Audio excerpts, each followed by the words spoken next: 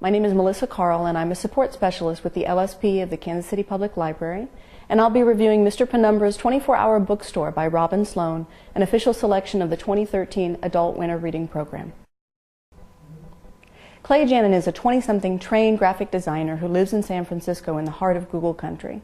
He'd worked at a bagel startup company that had been started by a couple of 30-something Google veterans who'd created the algorithm to make the perfect bagel, but they had no connection to what a true New York experience bagel should taste like. So, the startup went belly up, and it's in the midst of the Great Recession on the West Coast, and Clay needs a job. He spends a lot of time reading and looking for jobs. He's highly educated, highly trained, but underexperienced, and can't find a job.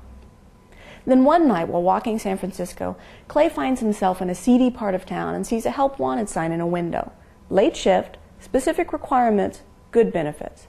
And he thinks to himself, who does that? Who puts a help wanted sign in a window and expects to find someone? Reputable employers use Craigslist.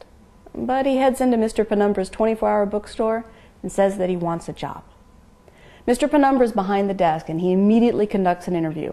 Have you ever worked in a bookstore before? Tell me about a book you love, and can you climb a ladder? Well, Clay can, and he finds himself working the 10 p.m. to 6 a.m. shift at this 24-hour bookstore. The store has two collections. A general for sale collection, copies of Tolkien, copies of Steinbeck, comprises the front of the bookstore where people may browse, select, and purchase books. Then there's a collection of books that fills the majority of the store behind the counter, stretching up into the walls far above. That is the Wayback List. This is a set of books that drives the mystery of the bookstore.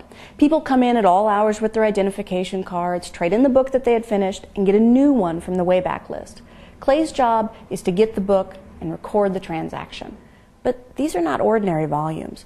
They are encrypted tomes, and the store customers allude to solving a puzzle, a mystery. So Clay delves deeper and finds that the bookstore is attached to a mystic, cult-like society. Now, all of this sounds pretty incredible, and that is how it sounds to Clay too. But he decides to find out more, and as he gathers his friends, this quest to understand the bookstore helps him to find a path for himself. Mr. Penumbra's 24-Hour Bookstore by Robin Sloan. Pick it up at your library.